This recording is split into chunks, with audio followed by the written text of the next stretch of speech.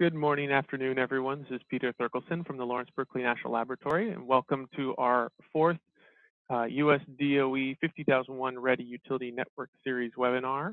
We're very much excited about today's webinar, one, because we think it'll probably be a little shorter than the fully allotted hour, and two, because this is one of the first big chances that we are looking for all of you, our participants, to provide lots of feedback on materials that we are developing with consultation from utility network members for you all to hopefully use in ways that benefit you and your businesses to evaluate and incorporate and sell and understand 50001 Ready to utilities, to customers, and internally to your own or other organizations. And so we have both Sandy Glatt of the U.S. Department of Energy and Sergio Diaz of Sergio Diaz Consulting will be presenting both on the intent, the structure, the makeup of these materials, and then not presenting the materials one for one, but going through the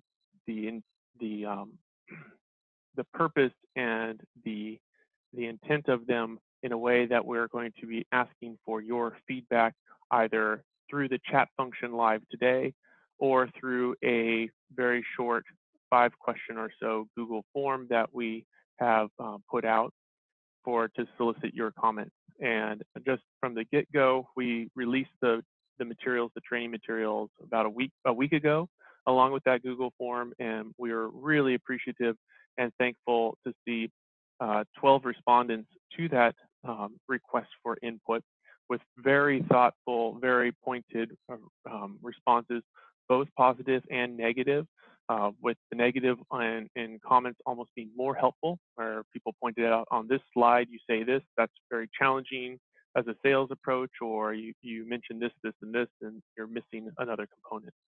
So we can go ahead and get started with some just general kind of housekeeping activities, and then we'll turn it over to Sandy to present the intent of what Department of Energy is doing with these training materials, and then Sergio will get into a little more of the technical details of them. Then I'll wrap it up with, again, an opportunity to solicit for comments. So again, welcome to the fourth webinar of the 50001 Ready Utility Network Series. My name again is Peter Thurkelson with Lawrence Berkeley National Laboratory. I mentioned we'll have Sandy Glatt and Sergio Diaz presenting today.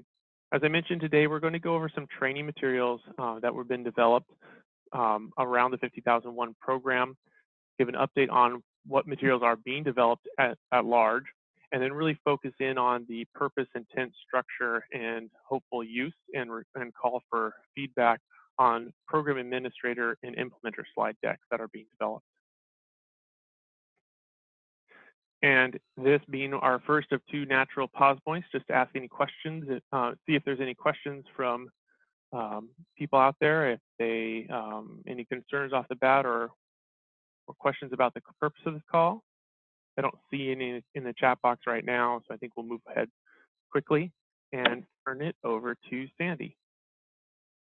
So thank you, Peter, and thank everyone for joining us today. I want to echo what Peter said. I have briefly taken a look at some of the comments that have come in and appreciate the thoughtfulness and in many cases things that I think we have some suspicion of and are never quite sure how to fix. I think we learn as we develop materials that we tend to communicate and ask questions or look for questions to come back to us based on what's important to us.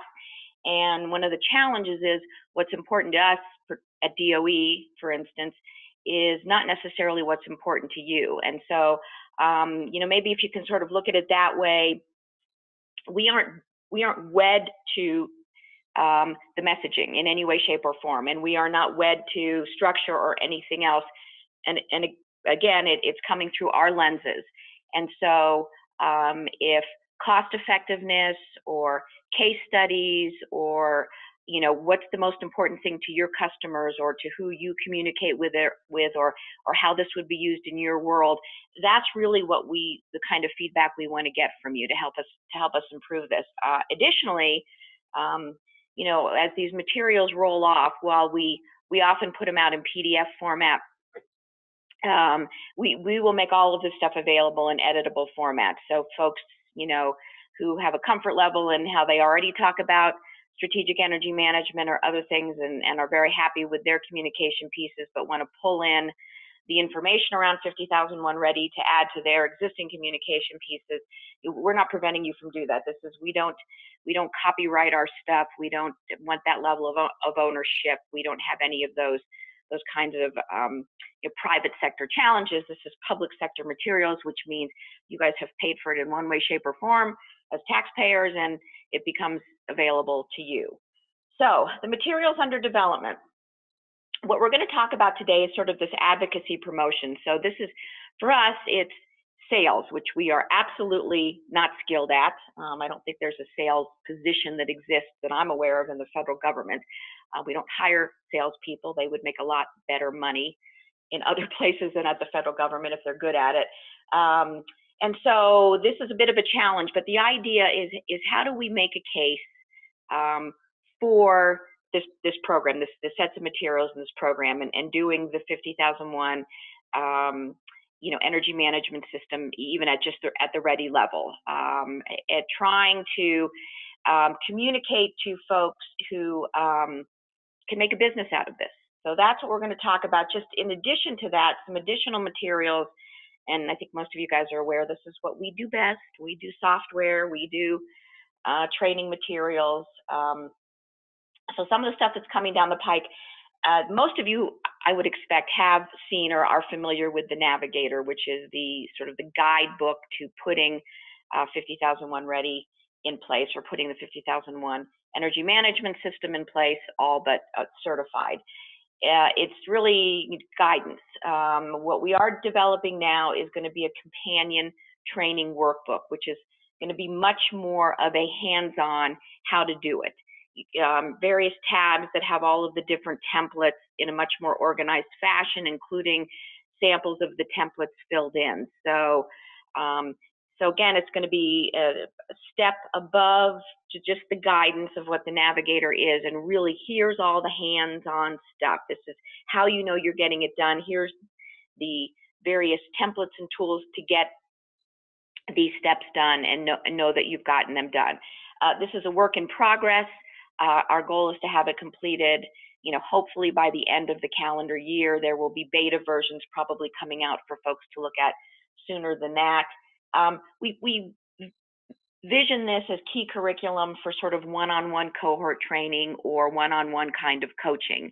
So if you have an interested customer, but you've got the ability to provide some decent coaching and technical assistance, this is really going to be the workbook that would kind of walk through with them. It'll be, again, be customizable, and we're looking at examples across, you know, various kinds of sectors, industrial, commercial, and federal, because the needs and examples are going to be different. The Jumpstart 50,001 Ready, we have 2 to 2.5 day curriculum that we've been delivering to a subset of folks that work with us at DOE. These are our Better Plants partners. These are industrial, some water, wastewater folks who've sort of signed on to a particular voluntary pledge program. One of the perks they get for being part of that pledge program is some in-house training done in their facility. Typically it had been done in energy system areas or treasure hunts and things that you're familiar with. We are finalizing a curriculum around 50,001 Ready. So this is really a classroom curriculum, sets of slides, hopefully with some instructor manuals. It could be converted easily into, you know, couple-hour cohort trainings and delivered in a variety of different ways. So just so you know that this is coming, you know, coming and going to be available. The slide decks will be made available, and again, it'll be customizable. But the vision is either a webinar where people are looking at the slides and there's an instructor, so it doesn't have to be literal in person, but it's an instructor-based curriculum. And then the third is we do have our expert training, which is Certified Practitioner in Energy Management System. For those of you that are in the potentially technical assistance coaching world and think that any form of 50001 ISO or READY is something that you want to be working in, I cannot highly recommend enough that you become a certified practitioner. The good news is it's had been just sort of week-long classroom training. It now, twice a year, it'll be done in an online format. So spring and fall, one class just started, the next one will be in the spring in the online format, and I think one classroom course typically per year is being done, although sometimes other folks do get out there and host classroom training. But again, cannot recommend it enough if you want to be a direct technical assistance provider or coach. Next slide, Peter. Sandy, just want to jump in. We got a question through the chat box. Will you all ever offer a one-day training classroom talking someone through the whole experience and steps of 50001 Ready? So a more condensed one-day classroom training. You know, we would certainly look at developing materials where there is a demand, and that's kind of a first time, you know, getting people together in a workshop. I've seen it done.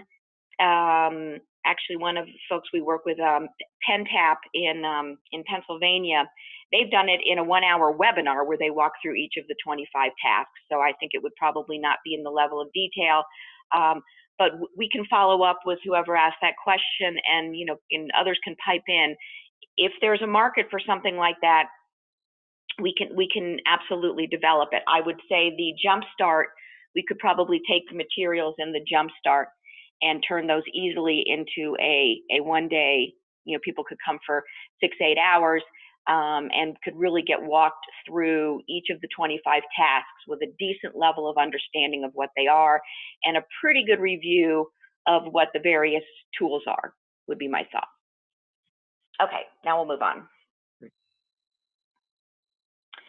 So again, this advocacy promotion, the idea here, it's really content based on not so much recruiting end users, not about going out and getting folks to actually implement. So not recruiting your customers. Although as we develop these various resources, we realize that the messaging and a lot of the communication pieces and even individual slides are consistent across the various audiences. But this is the idea of, you know, how do we talk to you folks and make this you know, what's the messaging to you for this to be something appealing and why you would want to go do this? What if you're an implementer? What would be the messaging that you would want to be able to take to potential programs that you are interested in working with?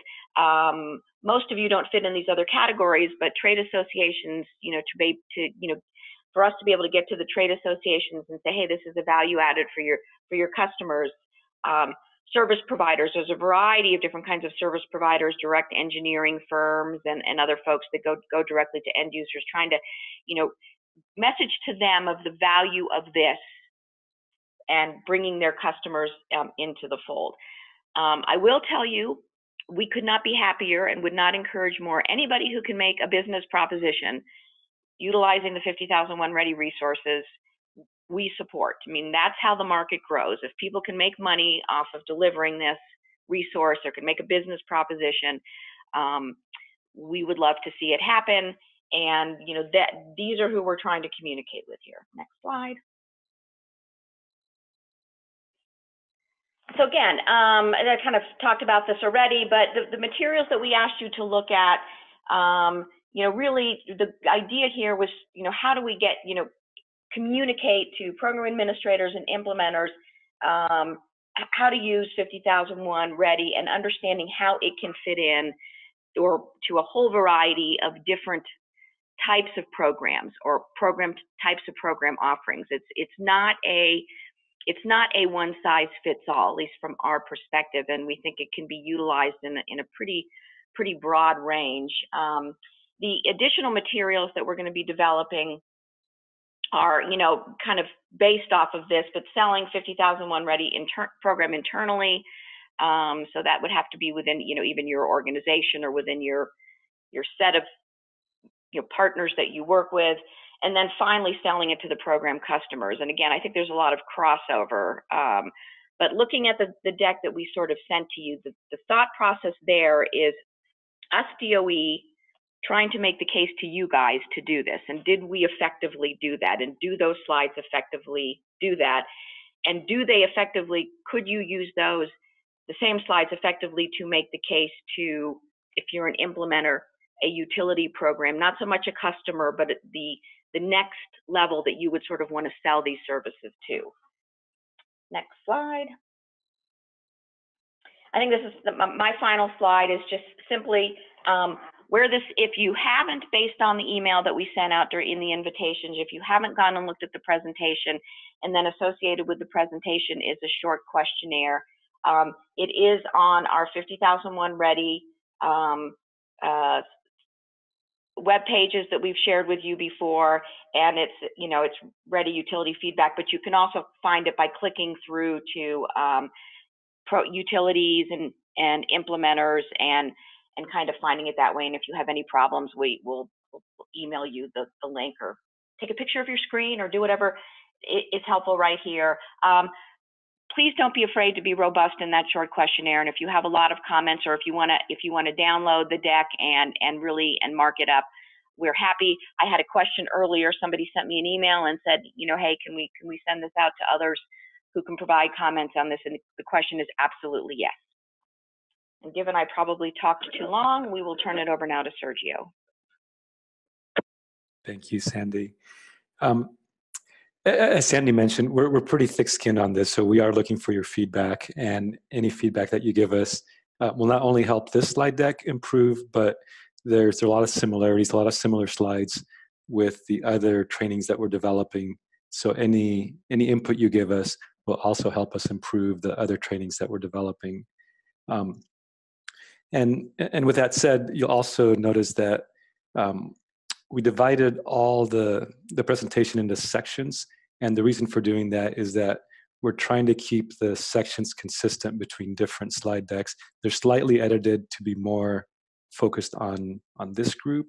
But the idea was that if you're developing a presentation using these materials and you don't need to explain what an energy management system is because you've been running an SCM program for years, that you could take out that section if you wanted, or if you just wanted to present pieces of it.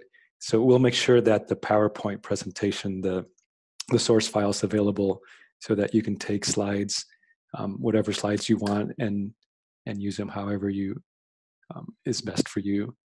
And with that, I'll mention that this slide deck, the target audience is really program administrators, implementers who either are not familiar with SCM or not familiar with the 50,001 Ready program. So we probably overpopulated the deck, assuming that folks were not familiar with either, so that you had access to both sets of slides. But again, it doesn't mean you have to use all of them. And even within a section, you don't have to use all the slides. You can use whatever slides fit what you need to do better. The slide deck's split up into 3 sections. The first one goes through what an energy management system is. So it tries to explain ENMS. It gets a little bit into CEI and SEM. The second section gets into the 50,001 Ready program generically. And then the third section gets more specifically into how can utilities and program administrators use the 50,001 Ready resources and program.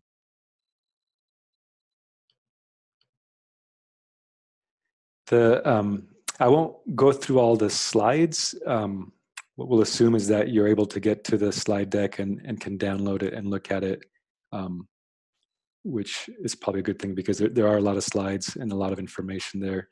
But I'll just walk you through the purpose of each section and a few sample slides that will let you see how it's being handled. So that first section, as I mentioned, it's an overview of what an ENMS is, and primarily focusing on a company. Why is it important to a customer? How might they implement it? And it gets into a little bit of some of the key elements that come out of it. This section isn't specific to 50,001 necessarily. It just tries to explain comparisons to other management systems like quality management systems, financial quality or financial systems in a company to explain, the relevance of a management system. And then I put together a couple slides that tried to talk about 50,001 and at least the minimum elements, since there isn't a lot of SEM program documentation.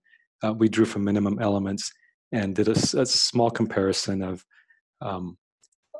is ISO and minimum elements, are they complementary, are they not, and try to explain that a little bit for this audience.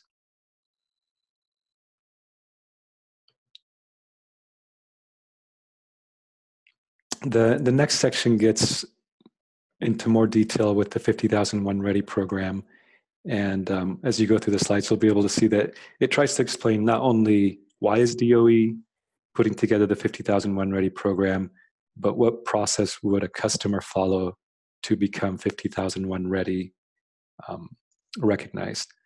And so in that section, you'll see the description of why DOE put together the program, the process, and then a lot more details into the different tools that are available for anyone utilizing the program, whether it's an end user or a utility, including the footprint tool, the register of implemented actions, the ENPI Lite, and screenshots and links to all those tools, so that if you're interested in looking at that, you can do that.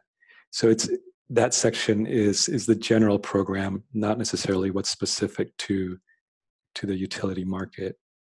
And then the section 3 is where we get into what is, Peter, if you can go on to the next slide, where we get into a little more about what materials are available, and then how can the materials be used. And there's a little bit of an explanation about some of the concepts that Sandy talked about, that we're looking for folks that to be able to use this in any way they can, whether it's offering a full program built around 50,001 Ready, to just pointing customers to 50,001 Ready and not necessarily engaging them, and anything in between, as well as whether they're customizing materials or just using materials as is, or just using the materials as an initial guide to help them develop ideas for their own program.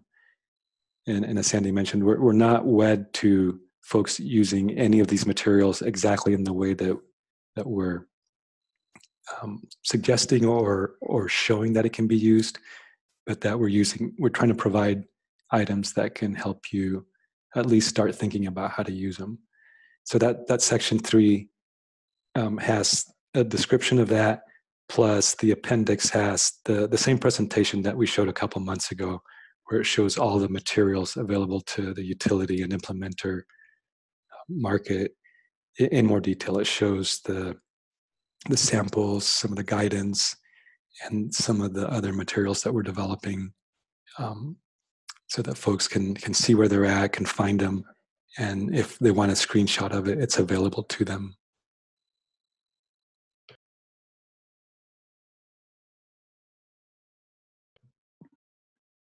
Great, thanks, Sergio. So as I mentioned, this is kind of a short one, but that's meant because we're hoping to either get feedback in real time from you right now, or to either prompt you to go check out the materials and provide feedback through the Google form.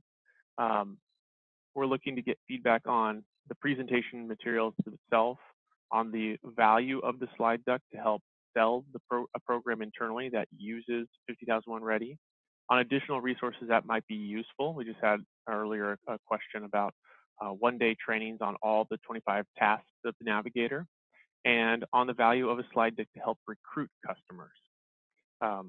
Recruitment is generally a theme that we commonly hear brought up as being challenging, and it's no different than for national programs as well as utility and other regional programs. And again, a big thank you for the 12 responses we've gotten to date from people. Again, that feedback includes the negatives, and Sergio mentioned we're pretty thick-skinned. As Sandy mentioned, these materials are of no value to anyone if they're not of value to you. So please give us all the constructive comments and pointers as possible.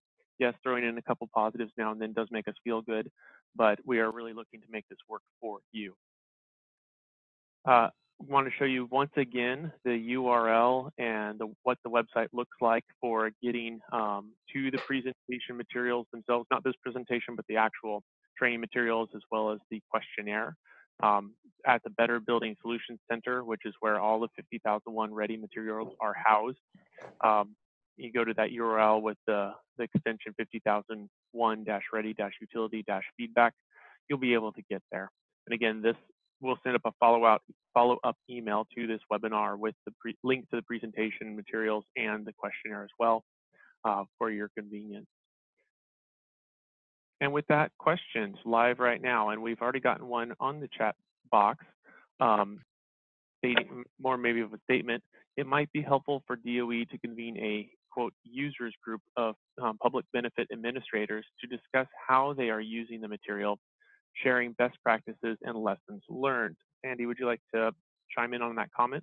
Yeah, I was looking at that. That's an interesting comment. I think I like the idea, and I think we can reach out to the folks, and the folks that are out there kind of underway using this are interestingly enough using it in very, very different ways based on sort of the kind of unique space that they're in or the amount of technical assistance that they're able to provide and the structure of their programs in their area. So I like that idea. I guess we'd have to learn a little bit about how much folks are willing.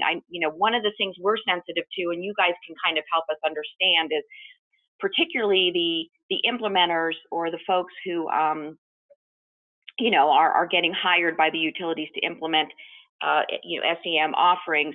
Are certainly protective of the resources and their program models. And so maybe, making sure that we could do this in a way that wouldn't be, treading on people's sort of, intellectual property or the way that they're actually, conducting the work or combining it with stuff that they have already generated or created. But I like the idea, and we'll maybe do some reaching out to the folks that we know who actually are in fact implementing this. Thank you, Sandy. Anyone else have a comment or a question? You can either write it out in the chat box or just say in the chat box, unmute me. It's too long to type, and I'll unmute you so you can ask right now. I have one question for folks. One of the things that we are talking about, we have this tendency to do everything in this is, death by PowerPoint. We are looking at maybe video vignettes and things like that, or video kinds of training. Do folks have thoughts around, non PowerPoint type communication resources?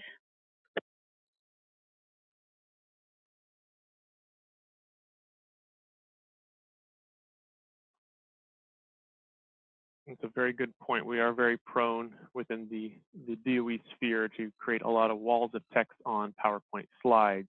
And that is one of the feedbacks we've already gotten from people is a lot of words and maybe an effort needed to either translate a lot of that into speaker notes for more compelling presentation, or as Sandy mentioned, we've trying to get into the new age of video technology, catching up a few decades here and looking at different styles of either are you making short YouTube videos or longer, kind of get everyone in the same room and watch together. Some responses coming in talking about video training being very good, need to keep it short and focused, 3 to 5 minutes on each topic. Good idea. Another question, could you talk a bit more about your potential Train the Trainer online session in the spring? I can. I'm going to actually, George's question, by demonstrating the tool, we have done several webinars for specific audiences. We've had several utilities, and we have done it, in an online format where we actually walk through the navigator. But that is sort of as a communication. Here's what it looks like. Here's what the information is. So I'm gathering you're talking about sort of more hands-on training where you're actually sort of walking through steps and things like that. And I agree. Interestingly enough, I did take the first online certified practitioner pilot, and they actually used the Navigator. They actually used the Navigator as the workbook for the class. And you know, when we did have webinars as part of the training, we did walk through specific examples. We used a case study. So I think, George, that makes a lot of sense.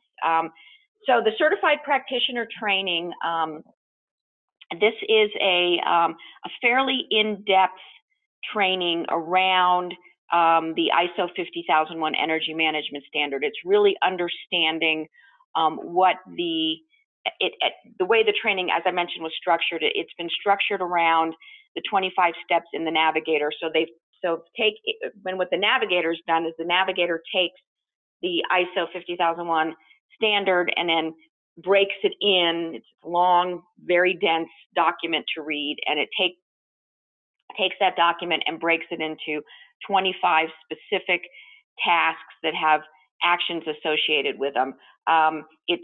They're doing it in a 10-week format where there is one webinar and then then assignment. You have a webinar, and then there are assignments that are given. It's usually the one I took, and I think they're still using this model. It'll be kind of based on a case study. You'll actually use all the tools and work your way through sort of putting working your way through all of the tasks. There is a cost associated with it. It's delivered by Georgia Tech, and you take the course, and if they'll give you a kind of a pass-fail.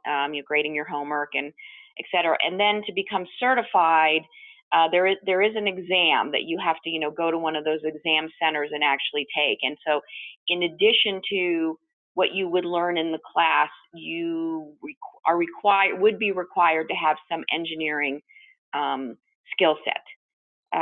You'd have a hard time passing the exam if you couldn't answer some regression questions and things like that, which I did not take this exam for the record because I would not have been able to answer those questions. I hope that answers the question. If not, and so again, I think they're looking at he didn't give me a specific date. As soon as we have specific dates, we actually are going to get on the website, the spring time frame, and as soon as we have an explicit registration date, we will get that up on our website, and folks like you who get communication pieces, we'll try to make sure we get that out. But and we can also help you potentially get on, if you're very interested, get on the Georgia Tech training list, so that when it does come out, you get a communication directly from them. A couple more comments joining together. One, that video case studies of industrial SEM can be compelling and useful for social media, et cetera. Kind of like how it's made show on cable, which as a personal fan of, I understand and can totally get behind. It's followed with an agreement that being able to point customers to short DOE explainer videos or case studies would be great support. And I'll mention that there's a great model of this from Energy Trust of Oregon.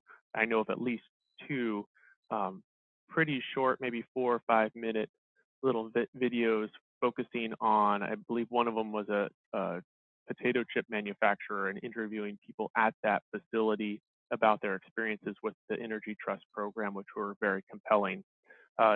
Department of Energy has, done a couple videos like that a while back. They were much longer and focused on a different program. But I think that's a great idea to have kind of in their words from the customer's perspective of the values and usefulness of an energy management system, one that's built around ISO 50001 through the READY program. Sandy, any thoughts on that? No, I agree, and these are all good, helpful comments in terms of the different kinds of, training training media that would be more helpful for you folks, and things that you could use and get people's attention. And a lot of this speaks directly to the comment, the individual who commented on the slide deck. And it was actually sort of horrifying when I was looking at the slides that Sergio was showing. And we know this already. There is so much text on every single slide, and so much information. And it's the challenge of what we know, those of us who are developing the slides, who have a lot of information and have a lot of knowledge about this, but recognizing that the recipients don't.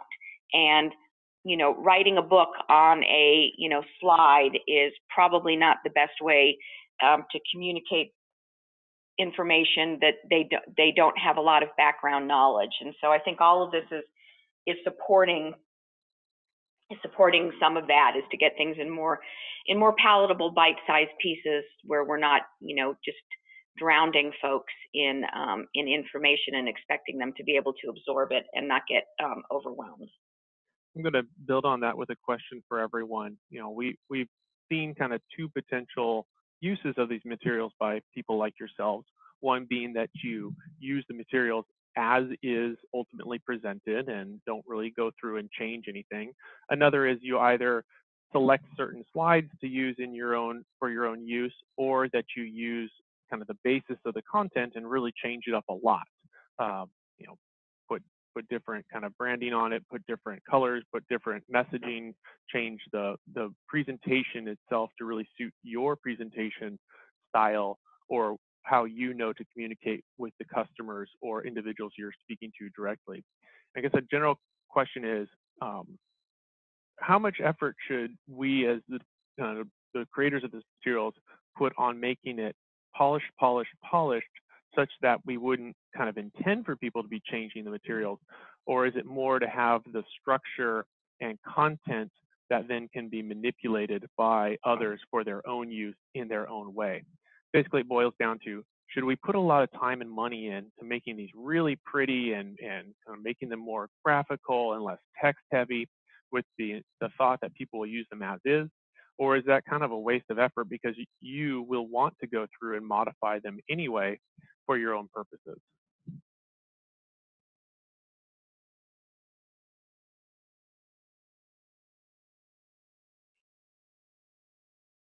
And while I let people think on that, I will show our last slide, which is kind of, again, goes over the main contact points and the URLs for the different resources. The long Better Building Solution Center one, where you can find the materials that have been put together, and the Google feedback form, which we'll email out links to after this. And then, of course, our general, the easy URL that we point everyone to if they're interested in 50001 Ready, energy.gov/50001 Ready, which you'll find resources beyond utility, beyond those for the utility sector. And then, of course, contact Sandy at her email to be added to this network distribution list. Pass it on to your friends and families if they are interested in this type of thing. And you can sign up at energy.gov/50001 Ready again for email updates on the program at large. One response to my question of good graphics being available for use as appropriate, and that visual communication is much better than text. So again, that kind of reinforcing of thought of moving away from text to more graphical presentations. I'm going to throw one more question out for the folks. When you guys are saying case studies, are you saying examples of utility programs that are using 50001 in their programs? Are you asking for actual customers that have gone through and implemented it, and getting sort of the customers, you know, attestations, or what do you call them, your quotes saying, "Oh, this was wonderful. It only took us 3 days to get this whole thing done. We love it." You know, what are people saying when they what are they meaning when they say case studies?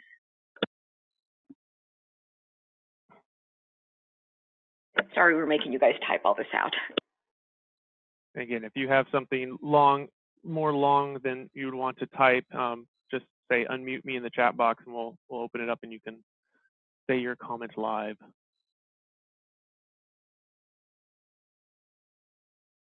Customer value proposition is the most compelling to sell the story. Case study equals focus on customer experience, customer satisfaction. Individual case studies would be the most helpful. So very much. So folks want examples of customers, I would suspect, across different sectors who have done this and what their experience was, and both in terms of getting it done and then the usefulness in their energy savings, et cetera, et cetera. So that's very helpful. Okay. Well, you guys do have opinions, which is great. For those of you to think about, I thought Peter's question was very helpful because this is important to us. The difference between us, going through the time and effort to put, really clean, finished products in place versus where you guys would probably modify it anyway for your purposes. The more kind of feedback, you don't have to do it right now, but the more feedback that you can give us on that would be super. Please feel free to share anything else in terms of communication pieces and your thoughts, and take a look at the slides, and this will be a kind of an ongoing conversation across the time that we do the network series, trying to continue to improve all these resources. And hopefully, as Peter noted on this, in future upcoming calls where you're going to try to do some more of what we did in our second call, which was to have specific examples of where this is being used, and have the customer and potentially the implementer or the utility on the call. We're hoping to maybe do that in the next one in November. And anything else we're seeing a couple more questions come in. Yeah, just a couple more comments. One is about the balance of polish versus having a polish would be helpful, does not preclude someone from making specific content. And then the last comment that's come in is that 3 to 5 minute videos is able to send a compelling message that explains the process and benefit. So basically taking that value proposition to the customer, putting it into a very short graphical video message that can be conveyed quickly, hearing that very consistently. All right. So thank you, everyone. And again, you have ample opportunity to provide us comment. Feel free to email any of us directly as well, or give us a call if you have a lot more to say on this. And while we will always take your comments and feedback in the future, if it is possible to, if you're intending to look at the materials and provide feedback, I think we were looking at within a month or so, within 4 weeks. Sergio, was that correct? We were laying out the calendar would be the most helpful. Ideally, yes. That way we can try to act on the feedback and have a new version available for our next meeting. We're trying to use these meetings as also an opportunity to complete materials. So yes, if we can get your feedback within a month, then we'll make sure we have enough time to update, review, and send out a new version or a more finished version to the group by then. Great. Thank you, Sergio. So we'll send out that request a time frame along with a link to the training materials and the feedback form right now after this call. Sandy, any last closing? No, thank you everyone for your time, and we'll talk to you again in mid-November is the plan. Great. Thank you everyone again, and we look forward to seeing you all soon or talking to you in a couple months. Bye.